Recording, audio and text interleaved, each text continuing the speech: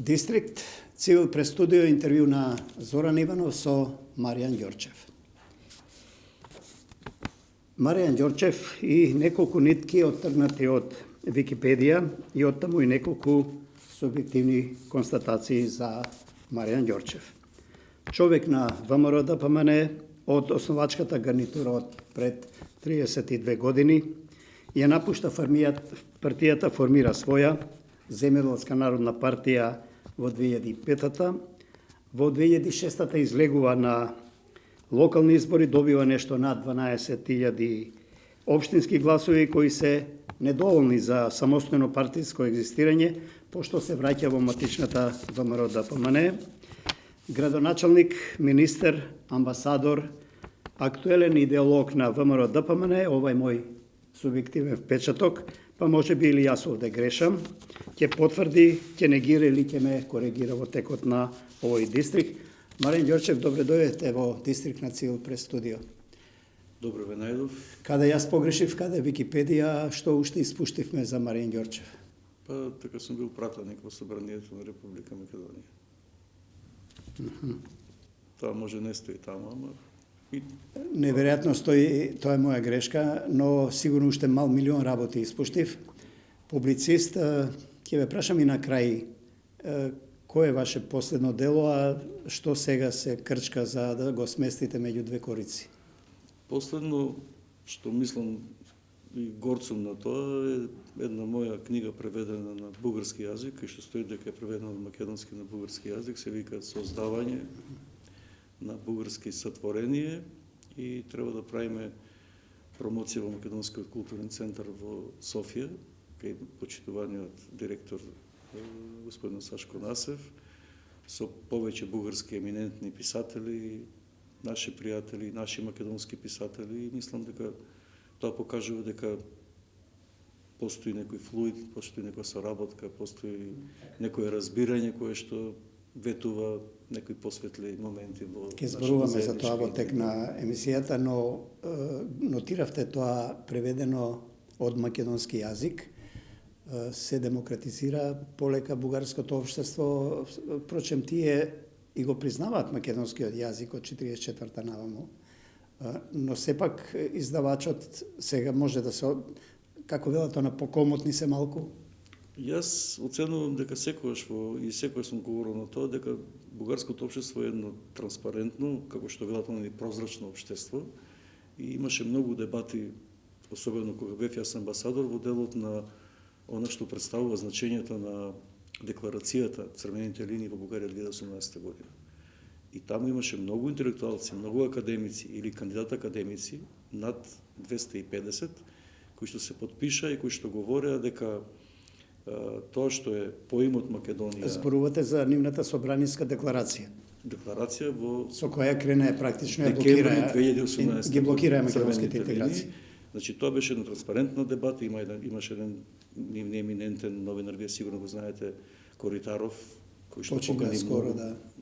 Бог да го прости, почина. Европеец, но човек кој што ги канеше Каце Чулавкова, нашиот академик, Блаже Миневски, еминентен. Најтврдите македонци, ако може така фигуративно. Канеше во дебата и со многу, како што велат, они положителни аспекти на промовирање на она што представува Македонија, како поим, како историја, како литература, и мислам дека нескромно ќе го искористам моментот, и јас бев поканет, но во меѓувреме се случи короната и му се случи тоа што се случи. И такви како Коритаров има многу луѓе, значи тој мора да му дадеме признание, но јас знам многу академици, поранешни дипломати кои што имаат кон нас една емоција, кои што имаат многу разбирање за нашите проблеми. Но беа затворени медиумите за тој тип на луѓе, интелектуалци и јавни личности во Бугарија, се менува и таму нешто. Сега ги гледаме се почесто на малите екрани, на бугарските телевизии. Посебно Сојузот на писатели, со кои што има многу добри односи, многу добри луѓе има таму,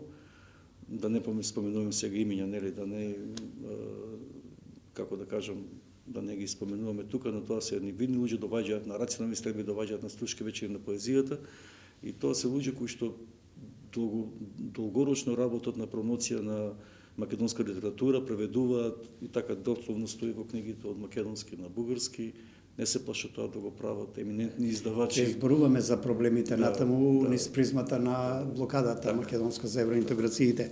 Ајде да почнеме, што се вели некако хронолошки поактуелно ова агресијава на Русија врз Украина. Агресија ли е? Па се разбира, Интервенција ли е? не се разбира дека секоја Специјална операција ли е? Што ли е? се разбира дека секоја војна која што се одвива како продолжение на политиката со најужасните средства кои што може да се примена, значи употреба на воена сила, страдање на воени жртви, на невини цивилни жртви, разорнување, економски катастрофи, представува својна агресија, значи навлегување од една на друга територија, така што и руската би ја рекол инвазија или протегање на руските воени сили вон територијата на Русија представува агресија.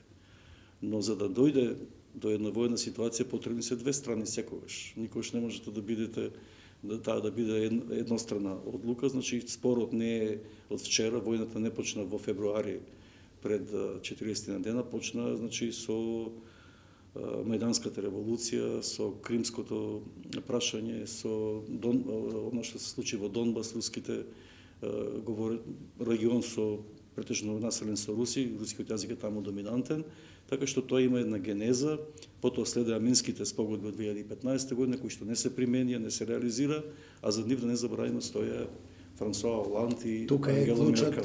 Ѓорчев. Да, тука е клучот. Во 2015 година. 2015 кога се даде што треба да се прави, кога Украина требаше да организира уставни измени, да се реши прашањето на рускиот јазик како втор службен јазик, каде што треба да се најде начин како ќе биде третиран Донбас како регион, дали како автономна област со пошироки ингеренции, нешто како Каталонија. Цело време имаше таму и воени закачки. Не само закачки, имаше 14.000 жртви во текот на... Тоа беше класична војна, но и потоа имаше од време на време. Апсолутно. Не најдоа сили, како да речам, украинските власти, например. Па не, мислам дека тука лежи, по тоа е според мене и одговор, значи за војна треба две страни.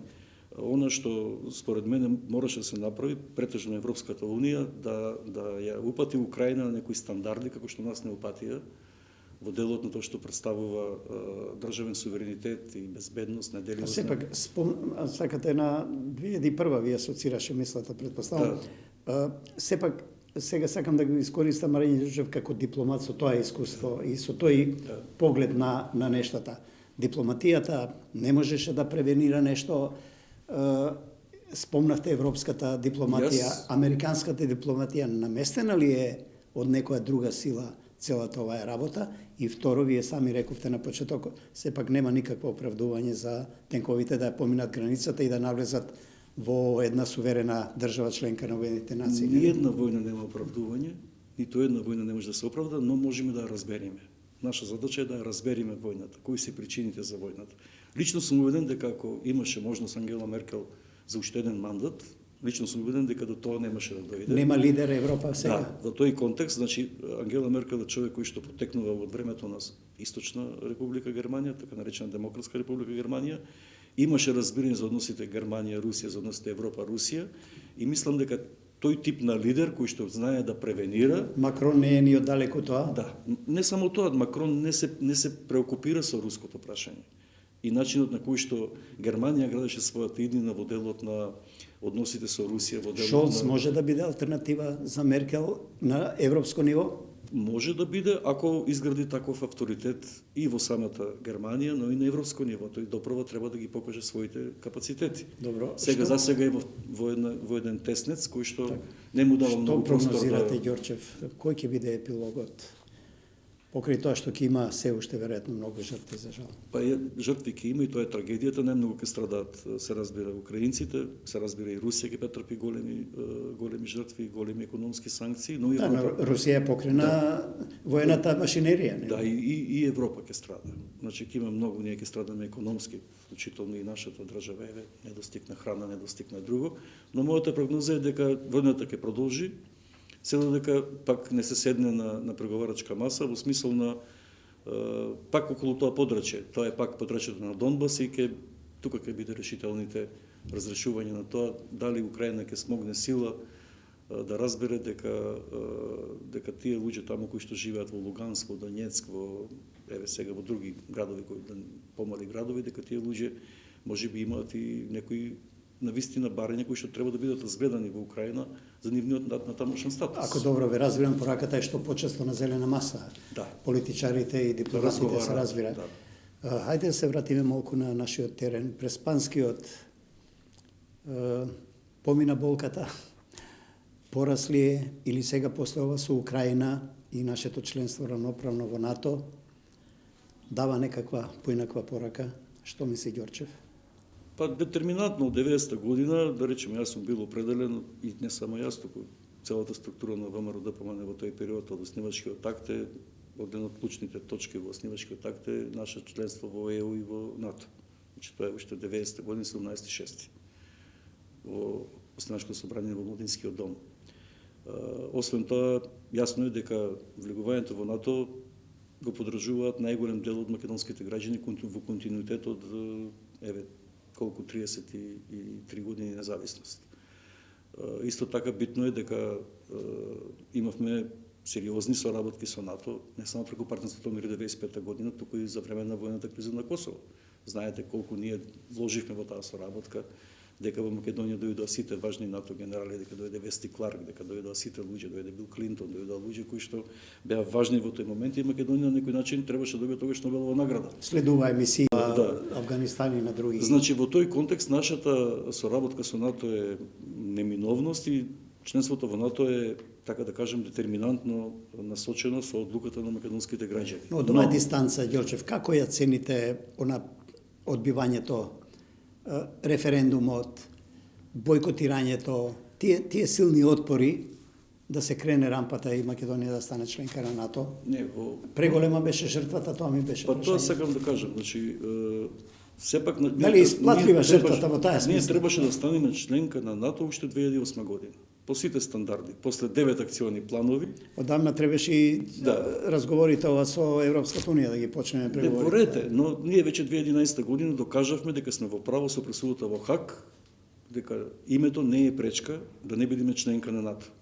Тоа го докажа и ова со Украина покажува дека меѓународното право важи за големите и силните, за моќните. Токму тоа сакам да кажам. Значи прашањето на нашето прашање за членство во НАТО под, како да кажам, како држава, достоинствена држава, сите нишани со атрибути на државност, требаше да бидеме членови 2008 година или веднаш после 2011 година НАТО да прифати дека пресудата е иако консултативна, но таа никош не застарува и дека точно кажува дека во Букурешт, ама Грција клекна и една Америка. Душ беше таму. Да, па ништо. Да, но потоа видовме како помина Караманлис, како помина целото раководство на Грција. Така ќе помине може и бугарската гарнитура уште една, па уште една, но ние од тоа немаме ништо. Да, но факт е дека сега сме на некој начин со ова што се случи во Украина, имаме една сериозна порака дека тоа членство во НАТО е на некој начин заштита за Република Македонија, дека тоа е начин на кој што државата може да се гарантира безбедност на државата, но пак ќе кажам, самиот влез во НАТО по такви, ајде да не кажам, не понижувачки, туку непринципиелни прашања, како што е задирање во символите на државата, знаме, име и сето тоа на некој начин за нас значи наследство кое што и идните генерации го носат како белег. Тоа е проблемот, што ние сме на некој начин држава со попреченост. Влеговме, ниету една држава во светот го нема сменато своето име. Тоа е тоа. Значи, како да ви кажам сега, најголемиот символ на една држава со името, дека па ниту една друга држава во светот веројатно нема овакви соседи како што имаме ние. Но мислам тоа е како велат она, судбински не се бира соседите, подобри не сме можеле да одбереме. Тој еден фашизоиден пласт од време на време пробива, некаде не држи тука како закрепостени селани. Жртвите се големи, но вредаше ова за НАТО сепак во крајна линија. Јас кажам дека тоа е волја на македонските граѓани од 90-та година, така што тоа е најважно дека граѓаните секогаш се тие за кои што ние работиме и треба да ги слушаме на крајот на краишта. Така, сега ќе ви цитирам една реченица само. Велите вака.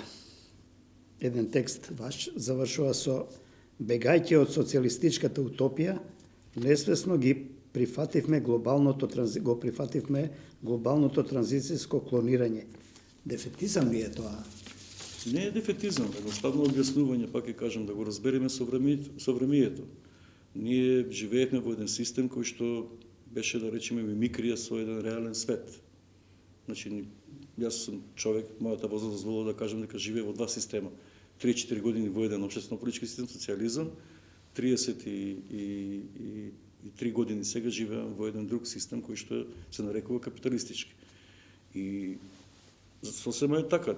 Таа утопија која што заврши баш како утопија, како нереализирана стварност, како нешто што ние требаше да го оствариме сите ние, живеевме во тоа време, живеевме во тој систем. Се распадна како меур. Се распадна. И дојдовме во еден систем во кој што очекувавме и читавме за тоа, учевме ние, јас, например, на мојот факултет, нашиот факултет Свети Кирил и Методи, учевме и граѓанска економија, учевме Самуелсон, учевме Галбрет, учевме за државна благосостојба, учевме за човекови права. Симон Шалфори. Да, и сите ги учевме, значи и социјалутопистите и се, и знаевме дека во тој контекст се стремиме кон тоа, но настана еден друг облик на капиталистичко уредување, кај што мултинационалните корпорации... Еве вака, велите вака, натаму. Да. Без проблем го отстапуваме нашиот живот на воспитувачите на Западот. Дури уживаме во тоа, колку убаво живеат тие луѓе со нашите животи. Давате отпор. Не сте среќни за овој наш пат. Тоа е жал за истокот или грешен? Не, се работи за следно. Пак сакам, се обидувам да ги разберам тие луѓе од западниот свет. Значи, ние докажавме многу пати пред многу други држави на Балканот, колку сме подготвени да ги примиме тие вредности во македонското општество. И ги примивме тие вредности. Бевме многу напред. Ако се сеќавате, први подпишавме спогодба за стабилизација и асоциација, први подпишавме кандидат статус. Со Хрватска бевме Далеку бевме пред Хрватска ние. Во на многу реформи. Тоа можеме одговорно да го кажам, посебно таму кај што јас работев во мојот ресор. Но тие успеа 2011 година, добија статус, ние останавме таму кај што останавме, како што кажавте, географијата е немилосрдна, ние не може да избегаме од географијата. Но факт е дека тој современ западен свет, кој што е свет на мултинационални корпорации, на банкарски конзорциуми, веќе не е тој свет кон кој што ние го учевме, го знаевме како таков, и тој носи многу модификации во сите сфери на животот. Простете, нели ова малку, нема да речам лоша, чудна порака кон младата генерација? Да не ги исплашиме на тој пат? Не, нема да ги исплашиме. исплашиме. На тој пат сме. Да, ние сме на тој пат, но тој пат исто така е со многу предизвици. Тој пат предизвикува, треба да подпишеме. Ние веќе имаме верифицирана Истанбулската конвенција, нели? Вие треба да се соочите со некои нови проблеми во животот, треба да се соочите со тоа што представува, да речеме, нашето разбирање. Однос на некои работи сме многу подалеку, дури од земји од окружувањето кои се членки на НАТО и на Европска унија. Во тој контекст кажам, Бугарија, Грција. Да, тие уште го немаат тоа подпишано. Сега да кажам, че тоа е пат со многу предизвици, со многу прашалници, со многу дилеми и во самиот тој свет. Видете, ви имате во Европа Вишеградската група, знаете како се однесува кон тие прашања. Унгарија, Словачка, Чешка, Полска, имате Шпанија, една католичка земја, строго детерминатна, имате Италија. Така што и тој свет е кон кој што ние се стремиме, кој што треба да бидеме дел, и верувам дека сме дел од тој свет, сепак има своји неодговорени прашања за сегашниот, да речеме, систем на некој начин гушење на државниот суверенитет и безбедност, туку командата на тие мултинационални корпорации кои што пенетрираат секаде низ светот на тој глобален тренд на глобална економија. Нема граници за никој. Што нема граници. Тоа е пораката, дека треба да бидеме свесни што не очекува. Така, за миг ќе ве вратам на судбинското локацијата на Република Северна Македонија сега и опкружувањето и соседите. Само до соседите е ова цела наша историја или таа глобална меѓународна светска подолба на влијание? Сигурно дека не е само за соседите, тие не би можеле тоа да го направат, доколку на глобален план се имат некои други детерминанти. Историски некакви. И историски, но и сегашни, да речеме.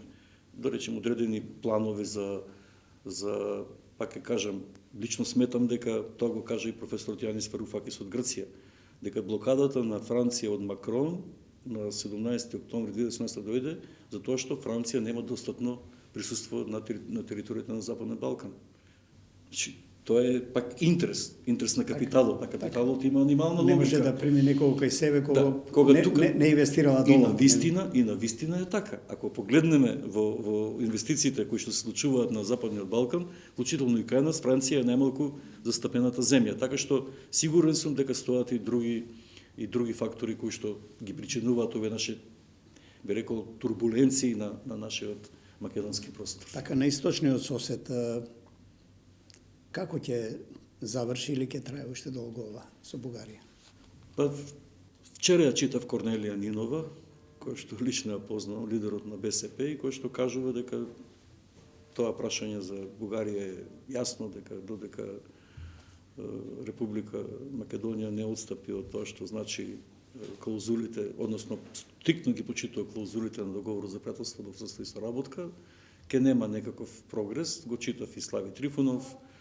Тие се две силни коалициони партии, така што ценам дека јасно ми е, мислам дека и пораката на следбата Мета Радев и изјавата на Еди Рама се коинцидира со бугарскиот став дека нема да ја отлучат премиер Република Петков Македонија. се залета малку во оптимизмот или ова со комисиите и тој глумеше Не, напротив. некаква порака напротив. до европските партнери, кооперативност некаква, требаше знае со кого направи влада?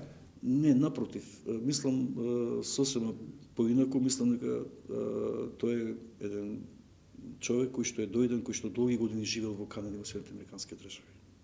И него му е, знаете, тој има поминато преку 20 и неколку години во Таа Канада. доктрина на актуелната бугарска политика према Македонија му е малку Да, таа му е странна. туѓа. Таа му е туѓа. И таа доктрина тој едноставно се уште не ја разбира.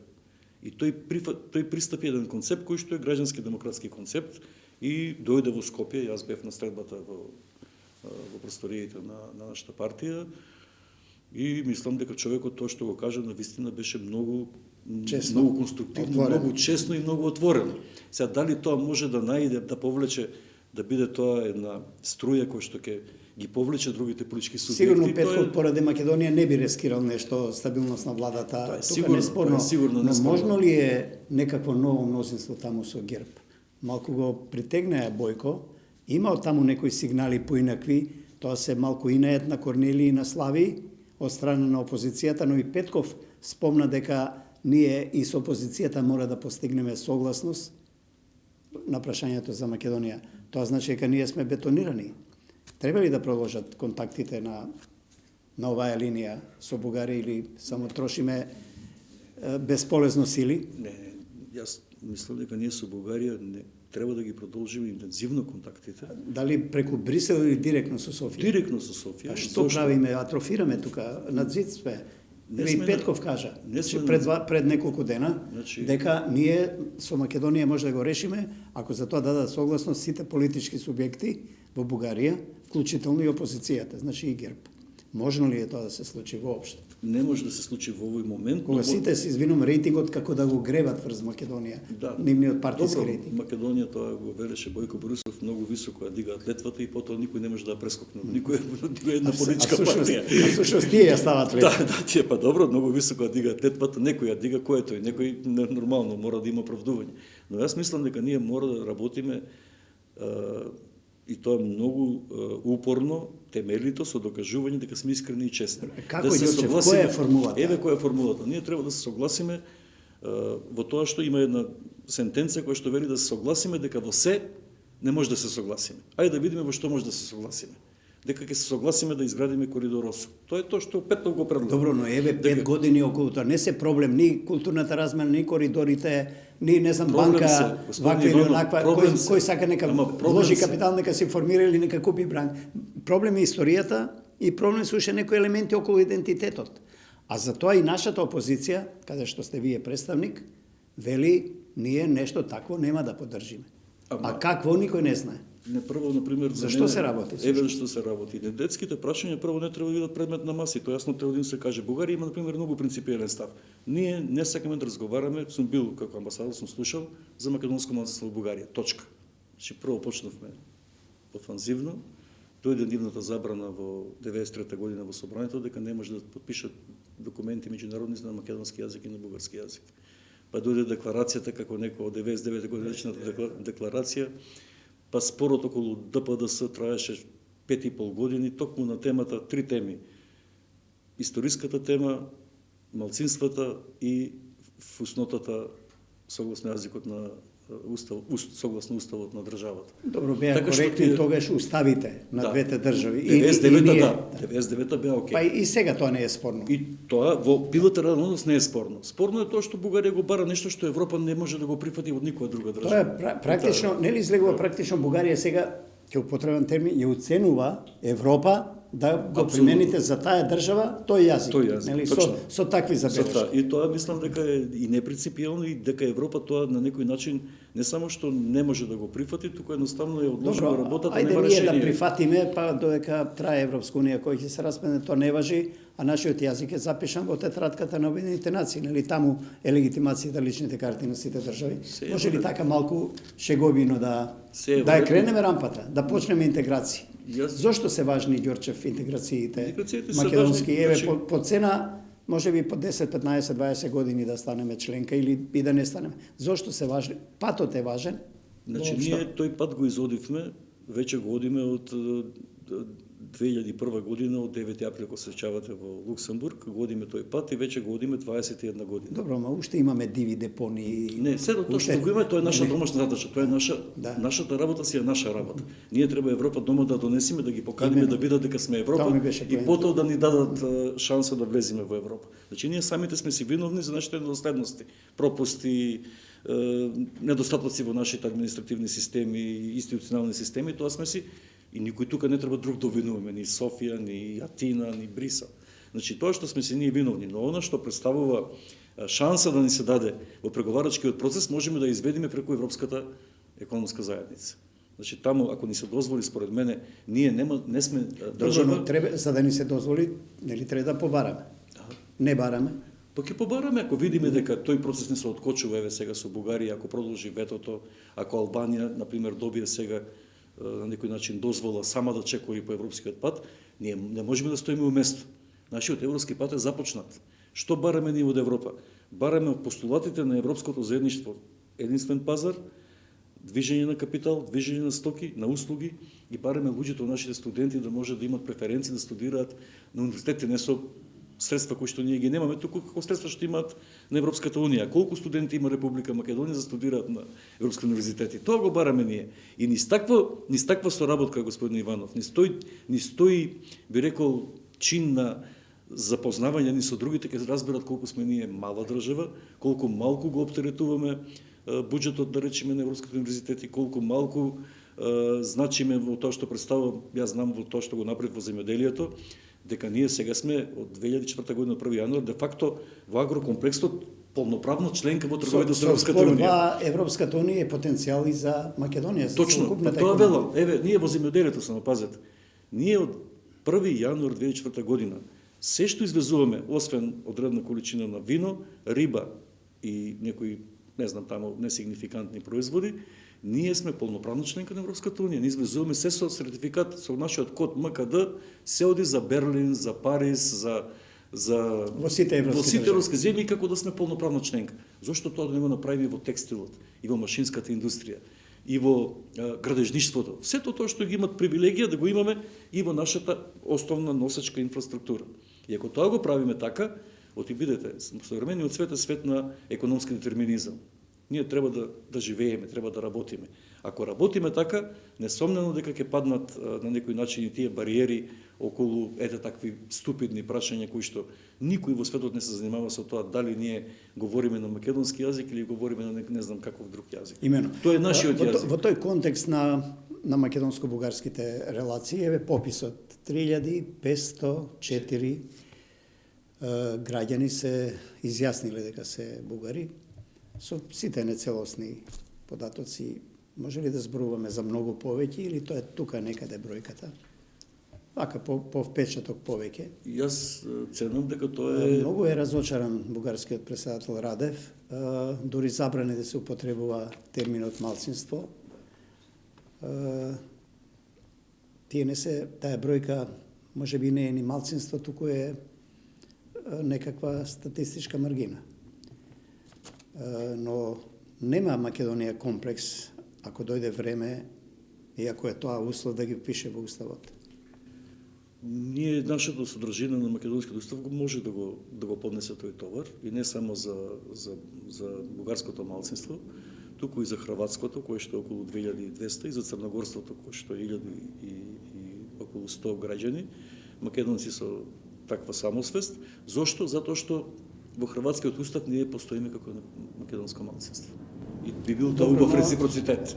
Би бил убав Кај реципроцитет. хрватите тоа да. Бугарите па немаат таков устав и не можеме да зборуваме за реципроцитет. Добро, апсолутно. Сигурно дека таа држава само поради тоа не би го променила уставот. Не, мене ми е тоа јасно. И не е само за македонците. Таа стигма таму е со години, деценитска од времето на Живков па наваму, после смртта на Димитров, Да. таму нема тој тип на цивилизирана демократија, да Од речеме. 63-та година, космополитска. од 63-та година, така е.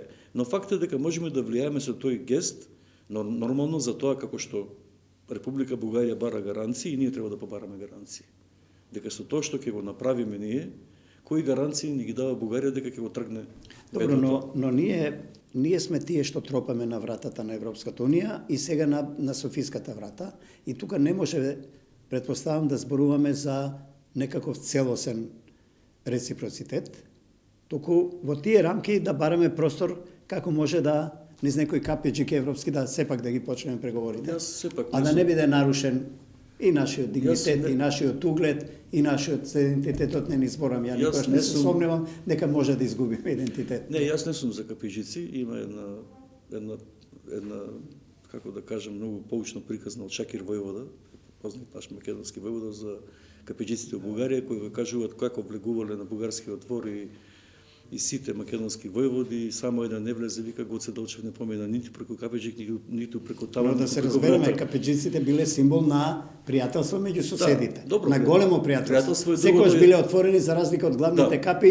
каде што тропале непријателите. Така е. Може и така да завртиме. Да, добро горете, но Се пријателството шегувам. е другото јас. Така. Значи јас ценам дека Бугарија исто така е пријателска земја и на бугарскиот народ е пријателски. Но зошто тогаш да не побараме од нив, без разлика што сте членка на клубот? Ние сме кандидат членка. И тоа со Па ние статусот- бараме веќе 20 Значи, години. Ако Не пуштаат. Бугарите, проблемот е стар 70 години, знаете подобро.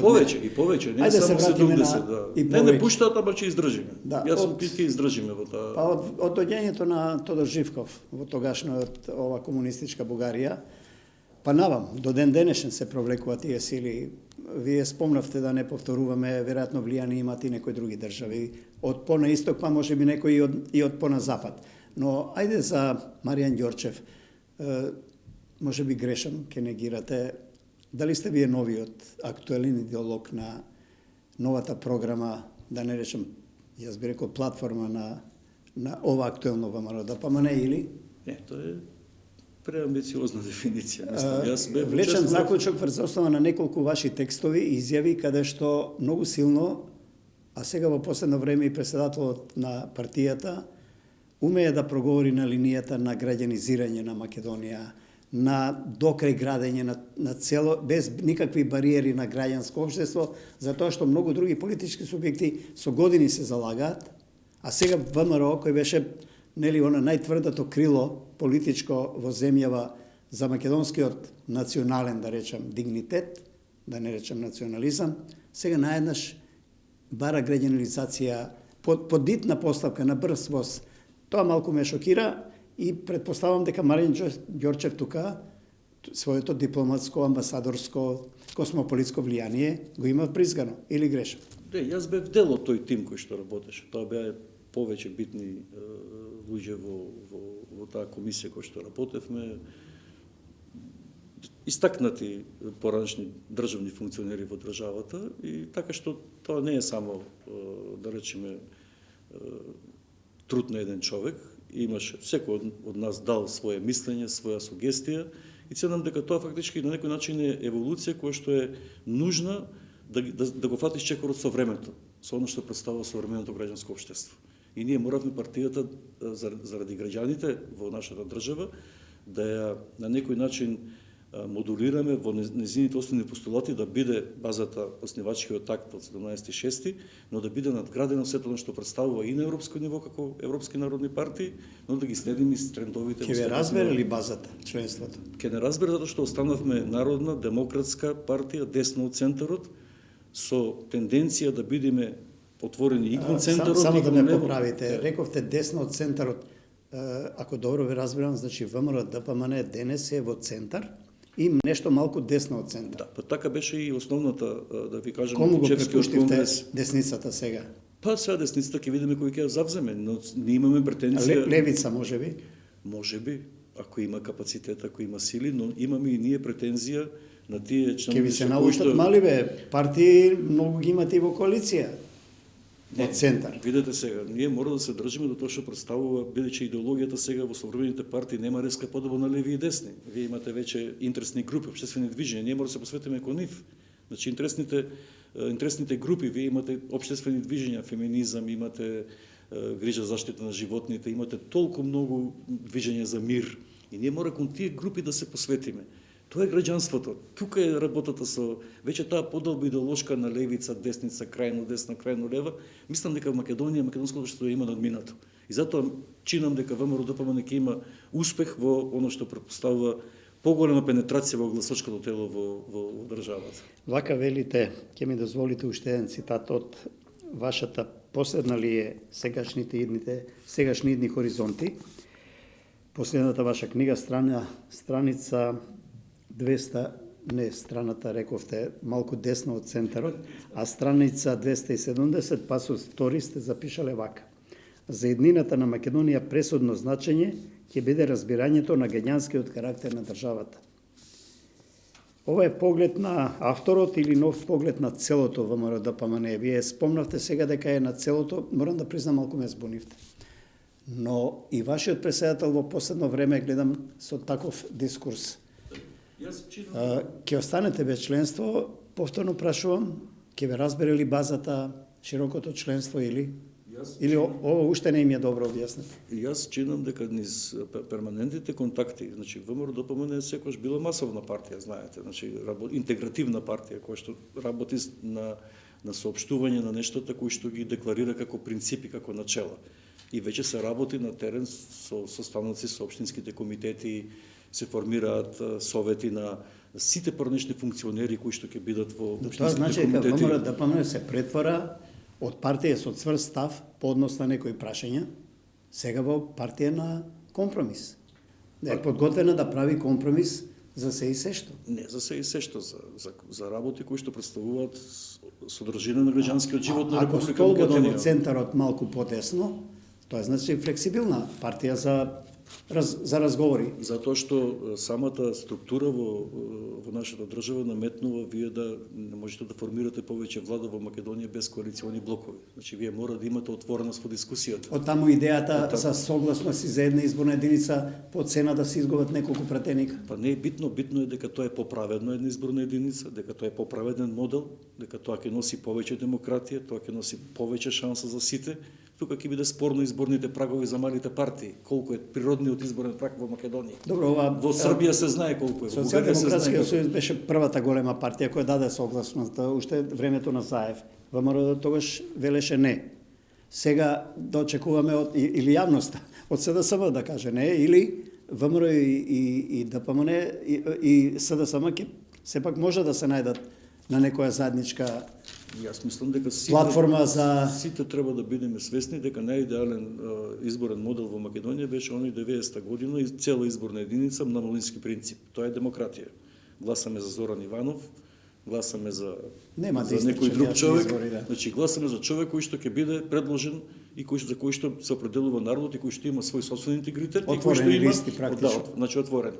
Значи затоа ВМРО ДПМН се согласи на барањето на малите партии, зашто цени дека на таков начин може да создадеме силен коалициски блок кој што ќе Нели значи ова, силна Ѓорчев, влада. ќе прашам и ќе се направам малку дека не разбирам, евентуално привремено кокетирање со малите партии кои се сега во коалиција и која држат владата да остане на власт, да се повлечат, да се приклонат, да падне владата, да биде реприза на ново мнозинство формирање или сепак ќе се чекаат изборите кога и да се и со оваа платформа ќе настапи ВМРО да помене? Мислам дека платформата е долгорочна како концепт. Сега што ќе се случи утре ништо не се знае, нели светот е современието е толку динамично, толку се промените, но факт е дека тие мали партии утре на тој нов изборен модел треба според мене да имаат некој изборен трак. Некои лидери на тие председатели на тие партийни лидери рекоа дека доколку ова не прифати власта актуелна во која партиципираме да го отвори прашањето за една изборна единица, ја напуштаме. Тоа ли е пораката сега на ВМРО ДПМН или генерално рековте тоа е платформа? Тоа е платформа кој се приклучи, кој се приклучи. Тоа не значи дека има некои партии со кои што мислам дека заради односите во минатото никако не може да бидат коалициони партнери. Ако од ова може да заклучам, Левица не влегува во едната коалиција доколку ВМРО ДПМН освои власта и тоа е порака до гласачите. Не. Секој си има право да си прави калкулација.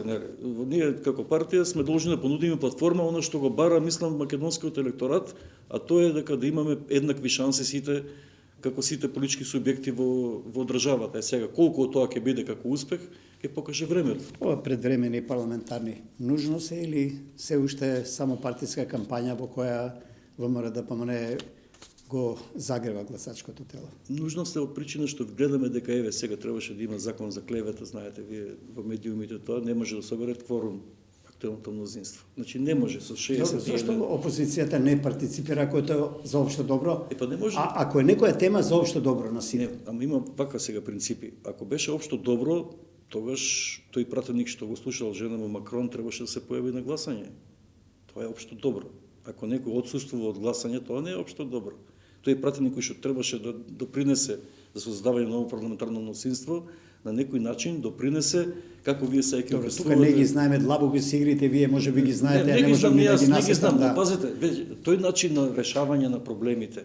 Не можете вие ако постапувате некоректно да барате од другата страна коректност. Ѓорчев, за кооперативност меѓу власт и опозиција генерално. Генерално ако се некои теми од општо значење за секој граѓанин. Да. Зошто тогаш треба да се пребројуваат и опозицијата не подржи како се вели на мнозинство за гласање, а кога опозицијата има своји автономни предлози, може легитимно тогаш да ја пушти власта со нејзиниот предлог да си се лизга. Тоа е доказ буџетот на Македонија беше изгласан со заедничка согласност на сите партии. Има такви моменти, значи опозицијата е конструктивна, но не можете да очекувате дека во една ситуација на таква напрегната атмосфера кај што сегашната влада како што беше формирана, не може да очекувате вие сега тотална доверба за тоа што таа доверба беше изиграна. Што може да донесат нови предвремени парламентарни избори и промена на власт? Ако биде овој модел како што со овој буџет, со овие кризи, со овие пари, ќе има ли плати за сите?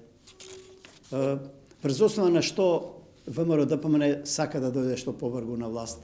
ВМРО ДПМН смета дека доктрината која што ја промовира како да речеме носител на како матрица која што ќе значи изготвување на сите оние закони кои што треба да бидат носечки во Република Македонија, ќе значат и многу во делот на оно што значи подобрување на условите за живот во државата, институционални, стандардот на граѓаните и пред се во односот на оно што представува грижа за развојот на младите поколенија. Тоа се трите фундамента на нашата програма. Еднаш амбасадор, секогаш амбасадор. Остана ли уште некое празно дипломатско место за Маријан Ѓорчев? Имате ли, прашањето ми е, амбиции, каде натаму пишувате, очекувате валоризација на вашиот труд и во партијата и воопшто во општеството, во државата и низ нов дипломатски ангажман, например? Многу јасно ги имам дефинирано моите натамошни чекори во животот. Мојата возраст значи крај на мојата професионална кариера од 42 години и според мене и крај во политиката. Мојата улога е да помогнам со совет, тоа што да укажем на грешки кои што сме ги правеле, за да не се повторуваат во иднина такви грешки, со сугестија и да помогнам да се создадат услови за младите поколенија кои што ние не сме ги имале. Така се гледам себе си. Едноставно мислам дека нема луѓе за сите времиња и пак ќе кажам, определен сум да бидам конструктивен, да помогнам толку колку што можем, затоа што во таа возраст која што сум, ценам дека нема повеќе простор за било каков професионален ангажман. Тоа е мојот став кон тоа прашање. Дистрикт на ЦИЛ Престудио, Маријан Ѓорчев ви благодарам. Ви благодарам за поканата.